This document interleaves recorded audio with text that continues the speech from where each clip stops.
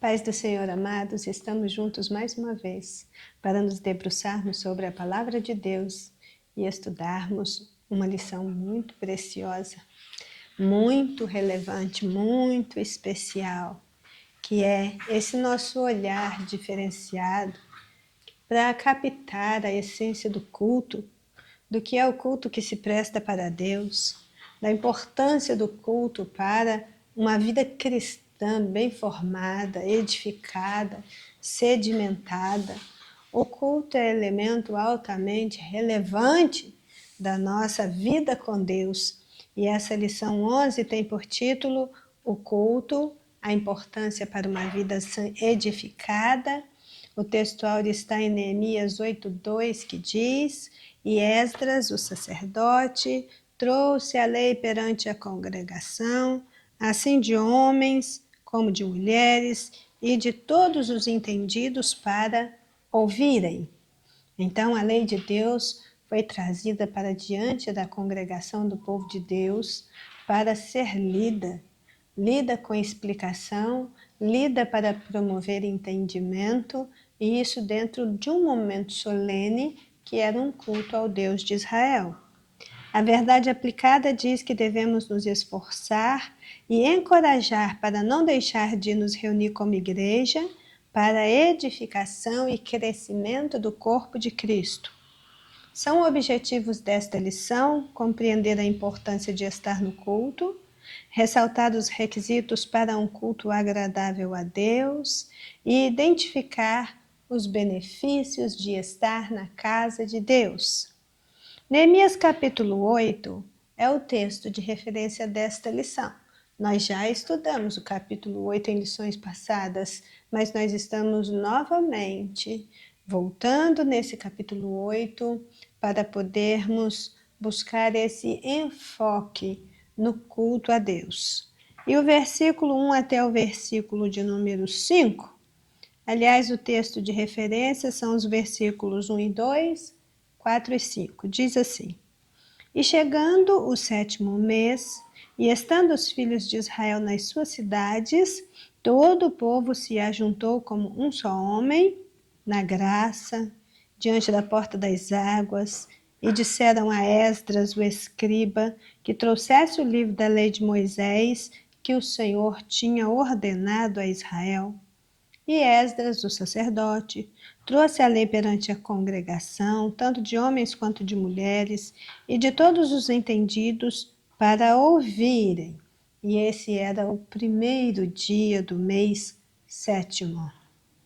E Esdras, o escriba, estava sobre um púlpito de madeira que fizera para aquele fim, e estavam em pé junto a ele, à sua mão direita, Matitias e Sema, e Anaías e Urias, e Ilquias e Maazéias, e à sua mão esquerda, Pedaías e Misael, e Malquias, e Rassum, e Rasbadana, e Zacarias, e Mesulão. E Esdras abriu o livro perante os olhos de todo o povo, porque estava acima de todo o povo. E abrindo-lhe ele, todo o povo se pôs em pé.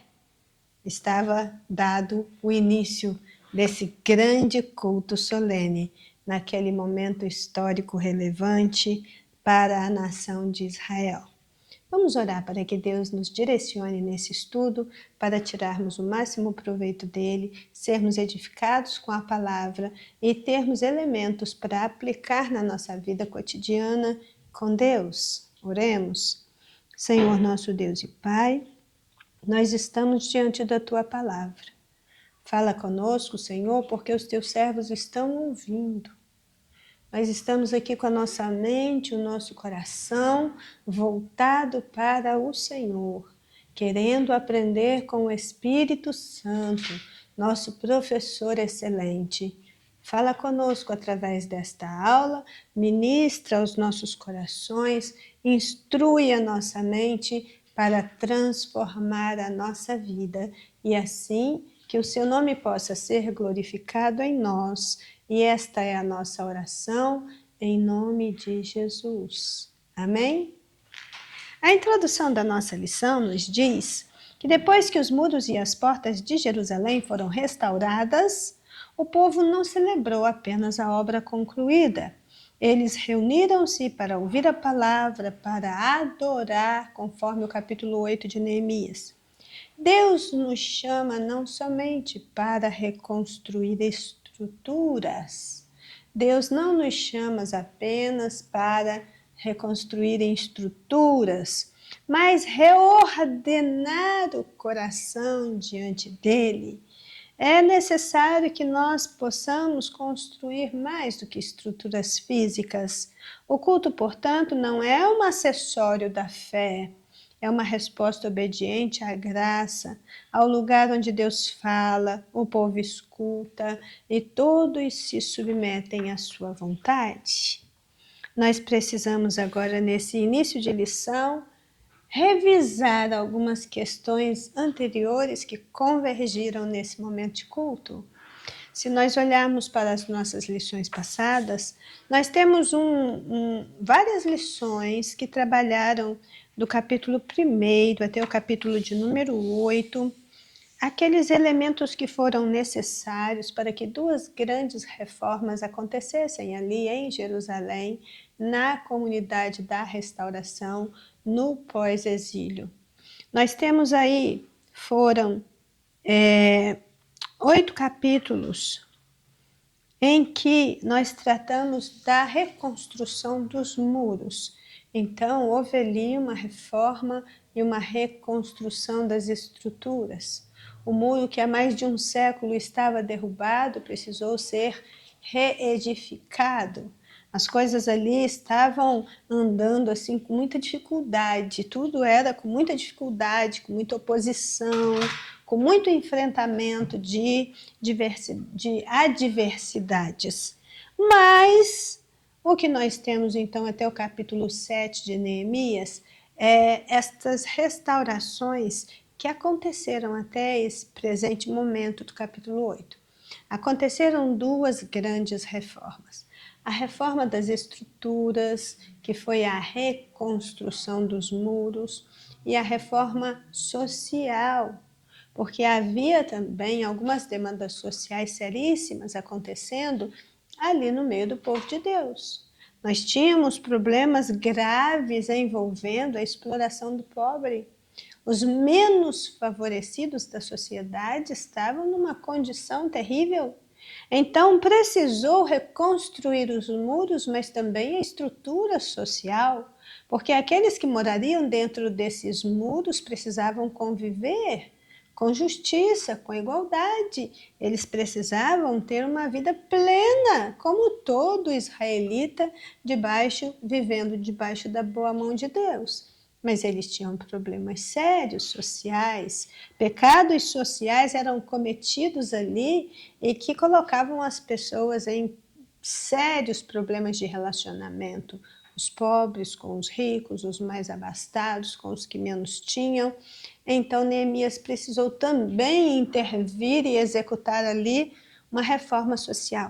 Mas quando a gente chega no capítulo 8, a história muda de uma forma impressionante, porque agora é como se eles nem tivessem inimigos mais, porque agora os inimigos já não fazem sentido, já não são importantes.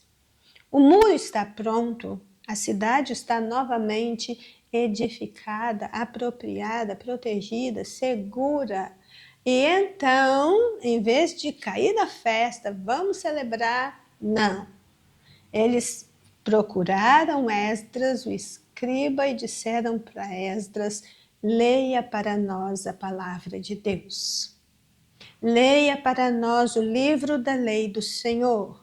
Nós queremos ouvir a voz de Deus através da palavra de Deus. E aí uma grande reforma espiritual começou a acontecer. E esse capítulo 8, tanto o 8 quanto o 9, eles retratam de uma forma maravilhosa esse momento histórico de tanta efervescência, neste retorno para Deus, nesse desejo por mais de Deus. E o capítulo 8 vai nos contar a história desse culto, o mais longo culto da Bíblia, um culto que durou 24 dias. Porque quando você leu aqui no texto áureo, e no iniciozinho do texto de referência, o versículo 2 nos diz que então Esdras, o sacerdote, trouxe a lei para diante da congregação, uma congregação composta de homens, composta de mulheres, de idosos, de crianças, de todos aqueles que tinham entendimento para ouvir. E isso era o primeiro dia do 7º mês. Quando ele nos explica que este era o primeiro dia do 7º mês, nós vamos entender então por que quando começou a ouvir a lei, o povo disse para Esdras, mas nós estamos no 7º mês. O 7º mês é o mês da festa das cabanas, conforme está escrito em Levítico, capítulo 23. O Senhor nos deu a festa das cabanas ou a festa dos tabernáculos como um memorial perpétuo para ser celebrado por todas as gerações de israelitas. E por quê? Que há mais de 1000 anos essa festa não está sendo celebrada. E ali diante da lei, ouvindo a lei de Deus, eles entenderam que eles precisariam celebrar a festa dos tabernáculos. Então começou aquela preparação e todos os dias de 6 horas da manhã até o meio-dia eles estavam na praça de pé ouvindo a lei do Senhor, entendendo, buscando o conhecimento de Deus, e ali eles choravam, e ali eles manifestavam os seus sentimentos em relação àquela compreensão estendida da lei de Deus naquele momento. Então, começou todo esse movimento no primeiro dia do mês 7º. No 15º dia do mês 7º, celebrou-se a festa dos tabernáculos. E foi uma festa maravilhosa, e foi uma festa com todos os quesitos necessários que configurasse uma celebração da festa das cabanas ou a festa dos tabernáculos. Então, a festa dos tabernáculos ela durava 8 dias, e essa festa ela terminou no dia 23. Quando a gente vai chegando no finalzinho do capítulo 8, que nos conta como foi a festa dos tabernáculos, e todos esses dias de leitura e de entendimento e de compreensão da palavra, nós vamos ver que eles estão ali celebrando a festa, mas eles estão chorando. E eles estão chorando muito, porque eles estão quebrantados, porque eles estão arrependidos, porque eles estão totalmente devotados a Deus naquele momento solene. E aí nós lemos no capítulo 8 de Neemias, nos versículos 8 e 9, Neemias e os levitas dizendo para o povo, hoje não é dia de chorar. Hoje não é dia de chorar. Nós vamos alegrar, nós vamos celebrar, porque nós estamos fazendo a coisa certa. E quando nós fazemos a coisa certa, Deus se alegra conosco. Então, vocês podem parar de chorar e se alegrar, porque a alegria do Senhor é a vossa força. A força de vocês está na alegria do Senhor. É quando o Senhor está alegre conosco que nós recebemos o fortalecimento espiritual necessário para prosseguir na caminhada. E então, o que nós temos aí no capítulo 8 é esse culto sendo realizado de forma coletiva, ampla, agora por 23 dias já. Quando nós iniciamos o capítulo 9 diz que no outro dia, depois que terminou a festa dos tabernáculos, no dia 24º, todos aqueles que ouviram, leram, compreenderam e estavam movidos pelo conhecimento da palavra de Deus, compareceram diante de Esdras, o sacerdote, em jejum, vestidos de panos de saco e tendo terra na cabeça. Essa postura de luto, inclusive, isso caracteriza um luto, essa postura ela acontece com aqueles que ouviram a lei. com aqueles que estavam cultuando a Deus em todos esses dias, com aqueles que celebraram a festa dos tabernáculos, e agora eles comparecem de novo diante de Esdras e diz: agora nós queremos confessar os nossos pecados, porque nós estamos profundamente arrependidos. E nós viemos aqui para confessar pecados. Em todo o capítulo 9 vai ser uma descrição da mais longa oração da Bíblia, aquela que é feita pelos levitas, uma oração de confissão de pecados coletiva. Então, irmãos, é com isso que nós estamos envolvendo, é com esse tipo de culto. Um culto que move a pessoa no mais íntimo do seu ser e leva ela a tomar uma posição diante de Deus, a fazer escolhas acertadas, a ter uma decisão consciente, coerente e a agir como um verdadeiro servo de Deus. Então, nós começamos no tópico 1 falando da importância do culto. E toda essa história anterior eu conto porque em muitos momentos aqui da lição, nós vamos nos distanciar um pouco da história de Neemias para explicar o culto, para falar da importância do culto no Antigo Testamento, no Novo Testamento, e que culto precisa ser algo motivador, alegre, voluntário, essencial na nossa vida.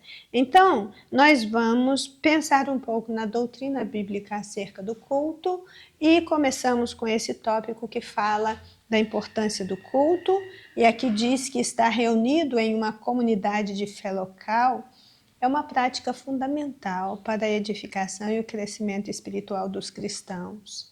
A participação nos cultos deve nos deixar felizes, pois é um privilégio daqueles que conhecem e amam a Deus, como declarou o salmista: alegrei-me quando me disseram, vamos à casa do Senhor? Salmo 122, 1. Então, o que nós temos aqui neste início desse tópico 1, que fala para nós a respeito da importância do culto, é esse chamado para olharmos com mais cuidado, que estar reunido em uma comunidade de fé local, uma igreja local, é uma prática fundamental para a edificação e crescimento espiritual dos cristãos. Continua sendo. Não importa quais mudanças estejam operando na sociedade, quais transformações estejam acontecendo, estar na casa de Deus, reunido com os irmãos em uma igreja local, é uma prática fundamental para a edificação do crente, para o crescimento espiritual de todos os cristãos. Então vejamos aqui, 1.1 diz que o culto do povo de Israel a Deus tinha características próprias. E são essas características próprias aqui que nós vamos dar uma olhada rápida. Mas ele diz, o templo e o culto a Deus ocupavam um espaço importante na vida do povo de Israel. Tempos de despertamento espiritual foram acompanhados pelo interesse crescente de prestar culto, aprender a palavra e estar na casa de Deus. São os tempos de despertamento espiritual que nos fazem a agregar valor na casa do Senhor, naquilo que ela é, a reconhecer o seu valor, a reconhecer a sua importância. Então, quem está neste estado despertado, renovado, restaurado, sobreedificado nas bases bíblicas cristãs, tem esse interesse contínuo de prestar culto, de aprender a palavra e de estar na casa de Deus. Foi assim com Moisés, com Josué, com Neemias, com Ezequiel. Davi, porém, foi aquele que demonstrou mais intensamente o júbilo e o amor por estar na presença de Deus. Então ele diz aqui, inclusive, um exemplo do Salmo 84:10, que diz: eu preferia estar à porta da casa do meu Deus, a habitar nas tendas da impiedade. E interessante é que quando Davi diz isso, ele está dizendo: eu preferia ser um porteiro no templo. Quando ele diz: preferia estar na porta da casa do meu Deus, a habitar nas tendas da impiedade. É uma figura importante, porque no seu ambiente palaciano, era também um ambiente onde circulavam muitas pessoas ímpias. E todos os dias elas chegavam e todos os dias elas estavam em volta dele. Ele está nos dizendo que, de certa forma, ele preferia aquele ambiente simples do tabernáculo, porque a casa de Deus aqui na época de Davi era o tabernáculo, o templo ainda não existia.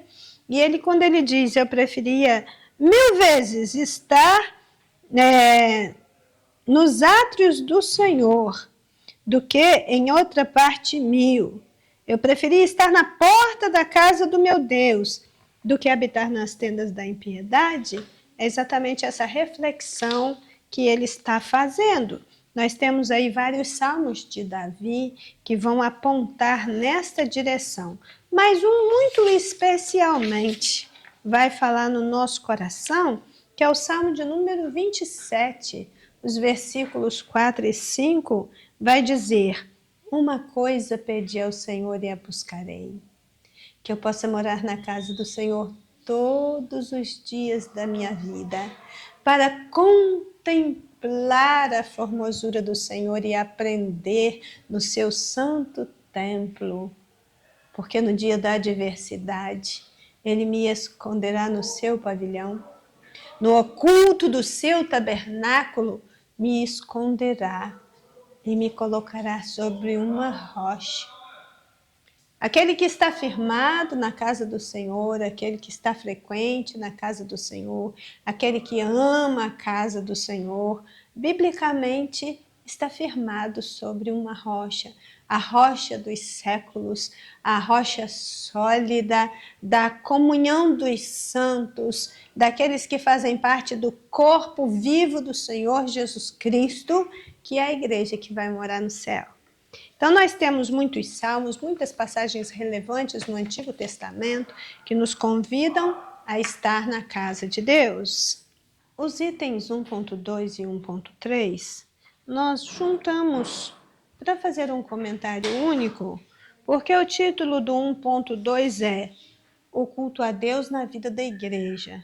E o 1.3 é estar no culto deve ser motivo de alegria.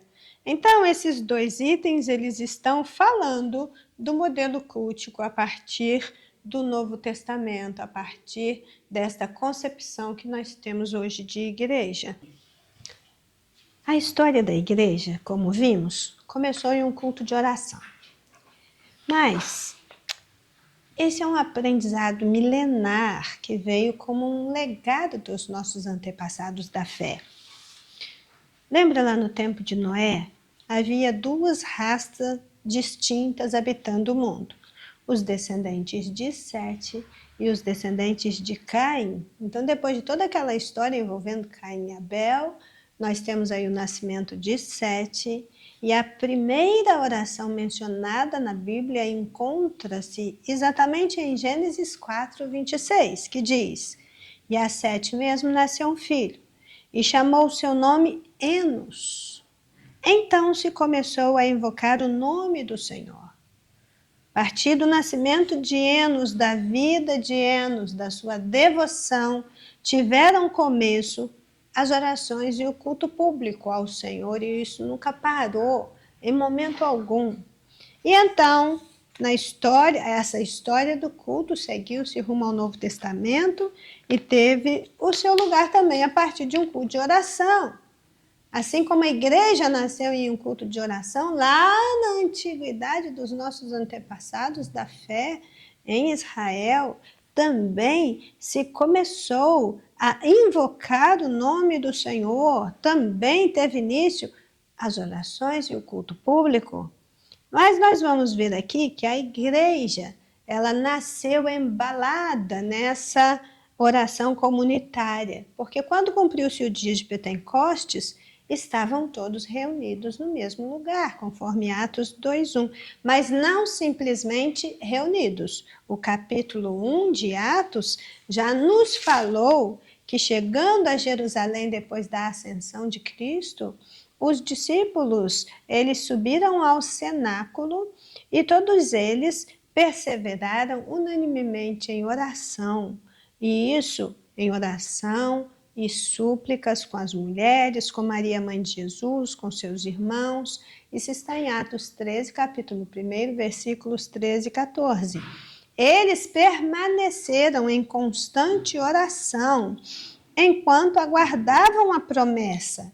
E isso é exemplar, isso é motivador, isso é edificante, isso é grandemente instrutivo, porque estar sempre juntos fez com que aquele momento se tornasse algo único e insubstituível e também como um farol, um aviso para todas as gerações de crentes, que se nós quisermos usufruir dos benefícios das promessas de Deus para o seu povo, para a Igreja de Cristo, precisamos permanecer debaixo da cobertura espiritual fornecida pela Igreja enquanto instituição divina e autoridade de Deus nesta terra. E então, nós passamos ao segundo tópico da nossa lição, que nos chama para pensar no culto que agrada a Deus. Então, o primeiro tópico foi para pensar na importância do culto, o culto no Antigo Testamento, o culto no Novo Testamento.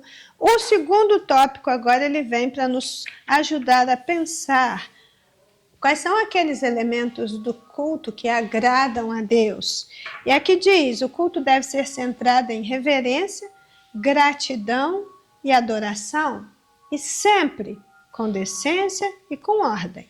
Alguns elementos são essenciais para isso. A oração, que expressa dependência e comunhão, a leitura e a pregação da palavra para alinhar os corações à verdade divina, os louvores para exaltar a grandeza de Deus com humildade e gratidão, e a participação no culto deverá ser feita por um coração contrito, um coração livre de hipocrisia, que está buscando glorificar a Deus e não a si mesmo. Quando reunidos para prestar culto ao Senhor, nós devemos nos tornar também agentes de edificação e preservação da unidade que é operada pelo Espírito. Nós somos chamados à união e, uma vez unidos, o Espírito Santo opera a unidade. Então, os três elementos que ele destaca para nós pensarmos aqui a respeito do culto que agrada a Deus é a reverência, a gratidão, a ordem e a decência. Então, reverência no 2.1, gratidão no 2.2 e ordem e decência no 2.3. Quando fala da reverência, ele diz que atitudes desrespeitosas e irreverentes no culto a Deus são problemas que as lideranças devem enfrentar com assertividade, porque existem muitas coisas que acontecem durante um período de culto que torna as pessoas ali irreverentes. E essa irreverência, ela traz uma contaminação para o culto, ela interfere no resultado final do culto. Toda reverência é necessária para estar diante de Deus, porque é sinal de honra, é sinal de respeito. Nós já tivemos aqui anteriormente muitas lições passadas que nos chamaram, nos convidaram a estudar sobre o culto que Deus recebe, e nós precisamos pensar que a questão da reverência, a questão da gratidão, a questão da ordem e da decência, ela se encaixa dentro do perfil de uma igreja relevante.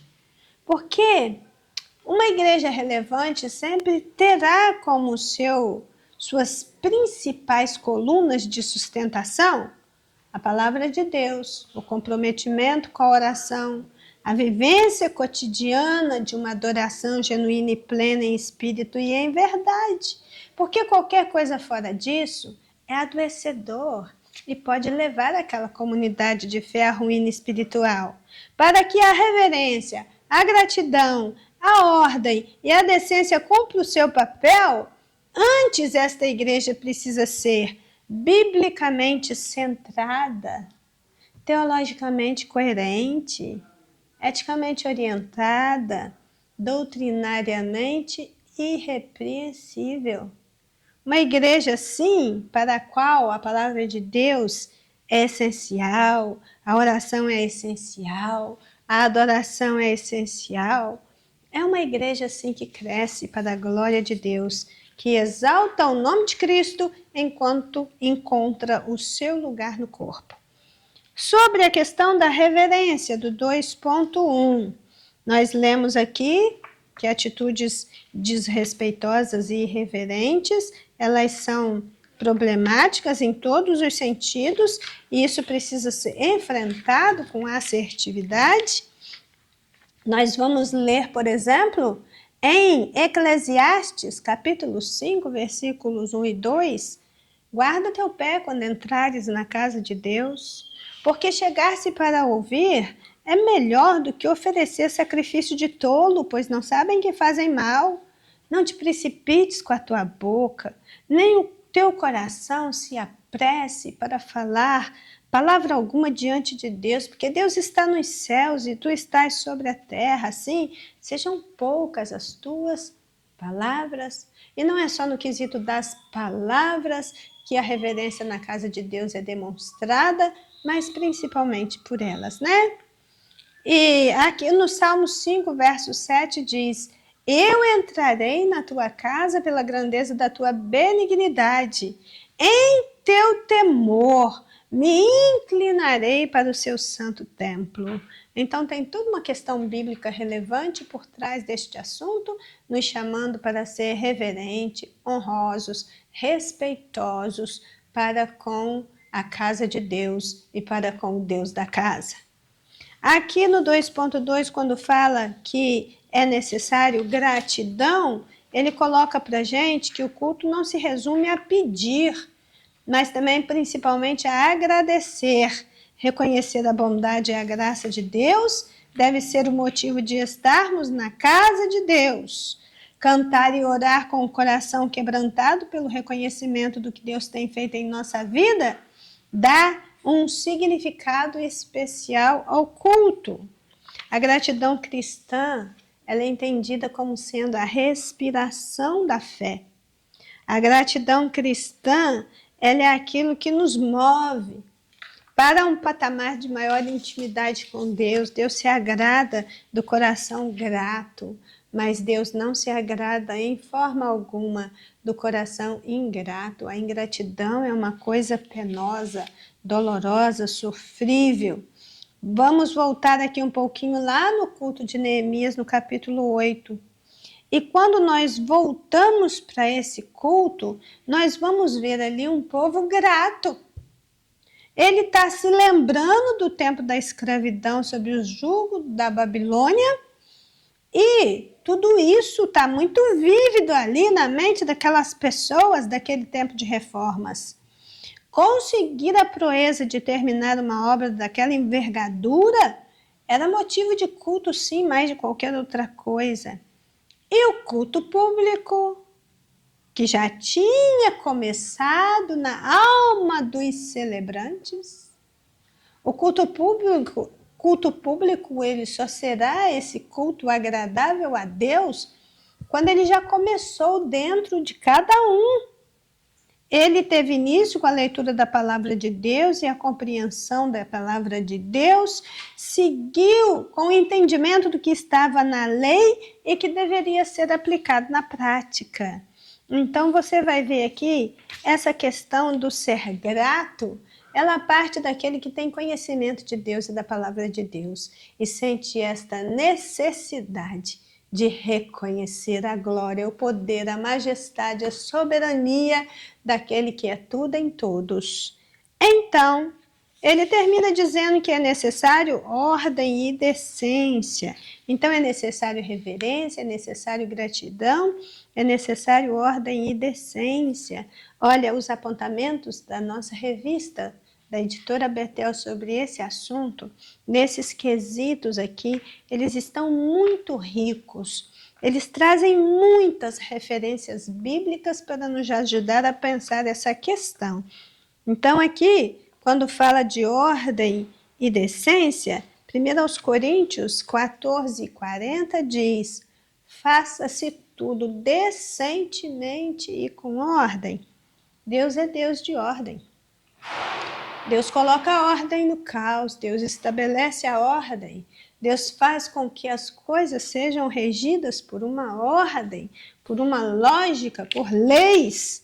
Então, nós vemos com frequência que a palavra ordem e decência são usadas juntas e não é sem motivo que quando falamos em ordem e decência, o nosso olhar se volta para a questão dos dons espirituais e a sua manifestação no corpo de Cristo.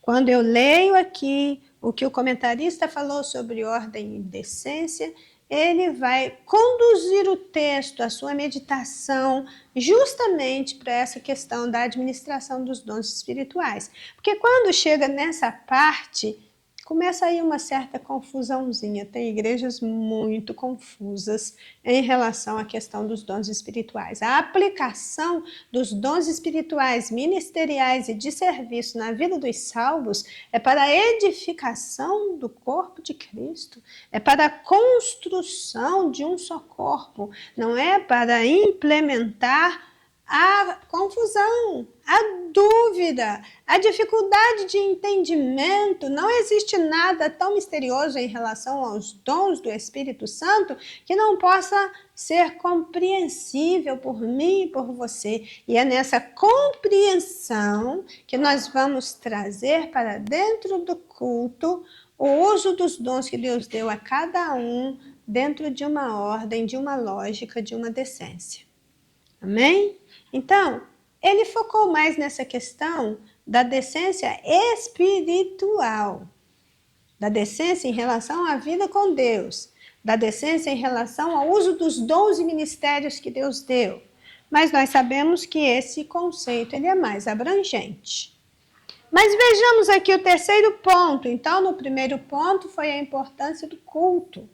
E nós olhamos de um modo geral aí sobre a doutrina bíblica a respeito do culto. O segundo tópico falou sobre o culto que agrada a Deus. E agora o terceiro tópico vem nos conduzir para essa reflexão a respeito dos benefícios de estar na casa de Deus. E aqui diz que quando os judeus de Jerusalém se reuniram para cultuar a Deus com Neemias e Esdras, o resultado foi um grande despertamento espiritual. Quando os salvos se reúnem no mesmo lugar, com a mesma mente, com o mesmo coração, com o mesmo sentimento, o Senhor opera maravilhosamente no meio do seu povo, porque todos estaremos buscando a mesma coisa e um grande despertamento espiritual acontece. Na verdade, esse despertamento não se limitou naquela época, mas está ao nosso alcance hoje, sempre esteve ao nosso alcance. Esse despertamento espiritual pelo ajuntamento dos santos em torno da palavra, em torno da oração, em torno da santificação da vida, ele é um despertamento para todos. O 3.1 fala da oportunidade para a edificação do corpo de Cristo. O 3.2 fala para a oportunidade para a comunhão entre os irmãos. E o 3.3 fala sobre a oportunidade para a evangelização. Essas oportunidades que se abrem são os benefícios que são trazidos e que vêm para a comunhão dos santos e que alcançam aqueles que estão na casa de Deus. Quem não está presente, perde. E perde muito. Quem está presente, adorando a Deus em espírito e em verdade, ele tem um ganho incalculável. Vamos ver aqui na oportunidade para a edificação do corpo de Cristo, no 3.1, aqui está dizendo que o culto promove a edificação da igreja e que ele tem grande importância para o crente, porque ali todos podem ser usados por Deus, a igreja recebe instrução e consolo. Muitas pessoas tiveram a sua história de vida transformada depois de ir a um culto. Então, o que nós vamos ver aqui entre os benefícios de estar na presença de Deus é que isso é bíblico, isso é ordenança divina, é isso que Deus espera que nós façamos. É quando nós estamos na presença de Deus, na comunhão dos santos, aprendendo com a palavra de Deus, é que nós vamos aprendendo a distinguir entre o santo e o profano, entre o puro e o impuro, entre o certo e o errado, entre o que agrada a Deus e aquilo que não agrada. Então, seguir ordem, manter a decência, obedecer mandamento, observar limites, ser fiel em tudo e procurar viver a sã doutrina e os nossos bons costumes, amparados pela palavra de Deus, precisa nos servir de parâmetro para julgarmos o que se passa nesse mundo mal, para com coragem, com bravura, rejeitarmos as obras das trevas, qualquer que seja a sua aparência. Então, sim, nós vamos nos voltar para a casa de Deus e pensar nestes benefícios de estar na presença de Deus, na casa de Deus. Aí eu juntei o 3.1, que é a oportunidade para a edificação do corpo de Cristo, com 3.2, que é a oportunidade para a comunhão entre os irmãos, onde nós lemos que a união dos irmãos é um propósito divino. Se é um propósito divino, quando os irmãos estão unidos, Deus se agrada. É isso que diz o Salmo 133, versículo 1, que é o Salmo da união. Estarmos juntos em comunidade não é uma questão de convivência, é uma questão de necessidade. Nós precisamos uns dos outros. Nós precisamos caminhar juntos para o céu. Nós precisamos existir como um corpo, unificado, bem formado, unido por todas as juntas. Nós precisamos seguir em direção ao céu com essa ideia de corpo, ideia de culto, ideia de permanência na casa de Deus. Precisamos, mais do que nunca em nossos dias, desenvolver uma visão correta e bíblica a respeito dos dons de Deus concedido por sua graça, para podermos aplicar dentro da casa de Deus aquilo que concerne a esse potencial espiritual que é gerado em cada um pelo Espírito Santo e assim edificar a casa de Deus. O primeiro ponto é a edificação. Ela é algo que é seriamente apontada em diversas passagens bíblicas. O que nós fazemos para a edificação. O que nós fazemos para o crescimento do corpo. E uma vez que a busca da própria glória não é glória, conforme a palavra confirma em Provérbios 25, 27, e também em 2 Coríntios 10, 18, que diz que não é aprovado quem a si mesmo se aprova, quem a si mesmo se louva, mas aquele a quem o Senhor louva. Tudo isso, o que resta é um esvaziamento da nossa parte, como fez Cristo, para podermos lutarmos em comunhão para a edificação do corpo. É na comunhão dos santos que nós promoveremos a edificação do corpo. Mesmo sabedores de que existem muitas coisas provocando a desunião e cada vez mais nós somos confrontados com dificuldades que estão acontecendo nos bastidores e que a gente não tem nem noção. E que estão produzindo desunião do corpo, desagregação do corpo, perda da essência do corpo. Porém, nós podemos olhar para a palavra e ver que Deus nos deixou a receita. Se você olhar lá, abrir a sua Bíblia em 2 Coríntios, capítulo 13, versículo 13, A receita está ali. Como que nós podemos manter a comunhão do corpo, edificar o corpo, viver em união segundo Deus? Nós podemos por causa do amor de Deus. O amor de Deus nos une e nos mantém de pé. Nós podemos por causa da graça do Senhor Jesus Cristo. É pela graça do Senhor Jesus Cristo que uma igreja vive e sobrevive. E nós podemos por causa da comunhão do Espírito Santo. Humanamente falando, nós não temos como estar em comunhão, mas o Espírito Santo é aquele que promove a comunhão. Por isso nós nos despedimos depois de cada culto dizendo: a graça do Senhor Jesus Cristo, o amor de Deus, a comunhão do Espírito seja sobre vós todos, porque é exatamente disso que a gente precisa para poder conseguir seguir como povo de Deus, fazendo aquilo que agrada a Deus. E por último, quando ele fala que nós temos aqui como um grande benefício por estar na casa de Deus, é de sermos capacitados para a obra da evangelização. Quem está na casa de Deus, ele é preparado na casa de Deus para atuar como um evangelista no campo de trabalho.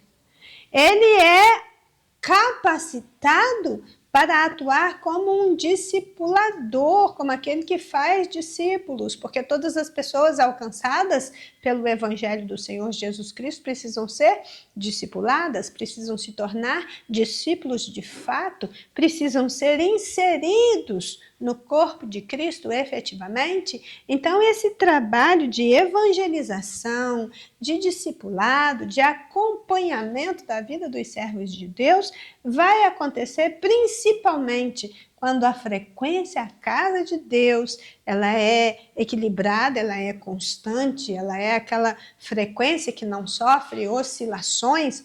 Nós não vamos na casa de Deus porque hoje eu quero, hoje eu estou afim, hoje eu estou com vontade. Não, irmãos, esse é o nosso compromisso com Deus. E nós vamos na casa de Deus porque a nossa obrigação é estar na casa de Deus, de corpo presente, mas também de mente presente, mas também de coração presente.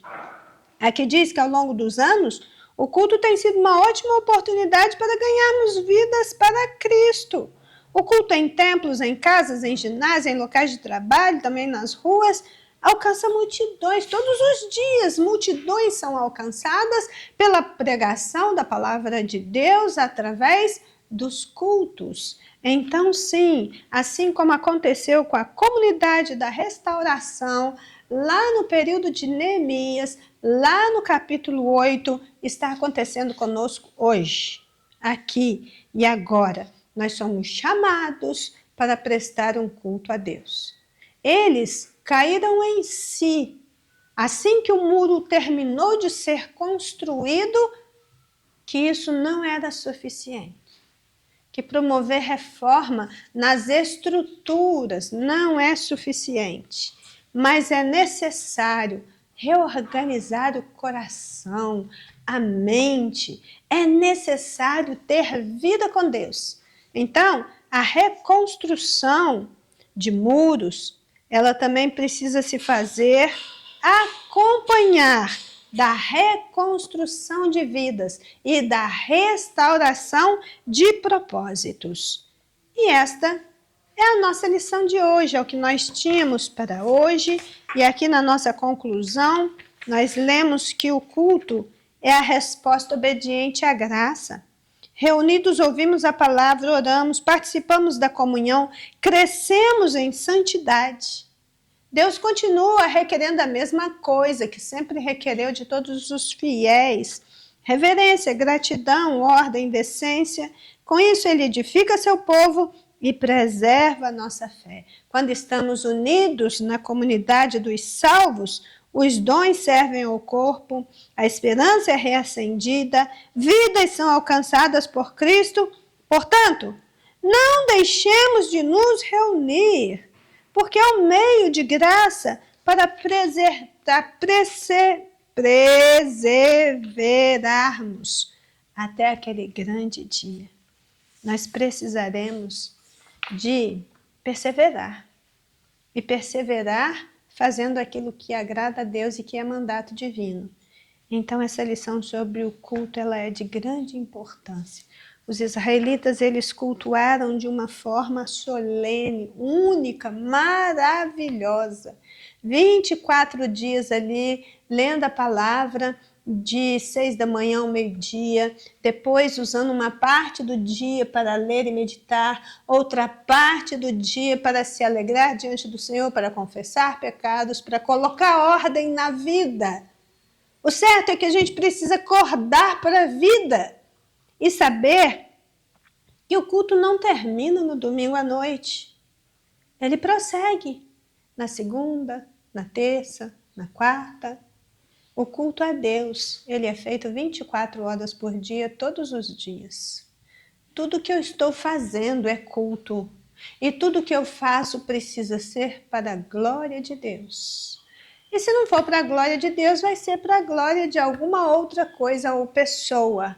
Então nós precisamos reafirmar o nosso compromisso com a palavra e cultuarmos tão somente a Deus todos os dias da nossa vida. Amém?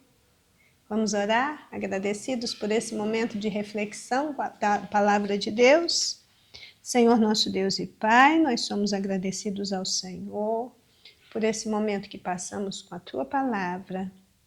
E agora te pedimos em nome do Senhor, que tudo isso faça muito sentido no nosso coração. Nos ajude a nos achegarmos mais a Ti, a entender o valor do culto, e a cultuar ao Senhor em espírito e em verdade, nos esforçando para estarmos presentes o máximo possível em todos os cultos que se realizam na sua casa, porque para isso nós fomos chamados. Ajuda-nos, Deus, perdoa as nossas falhas, que são muitas, mas em nome de Jesus, completa em nós a grande obra do Teu Espírito Santo. E assim oramos agradecidos, em nome de Jesus.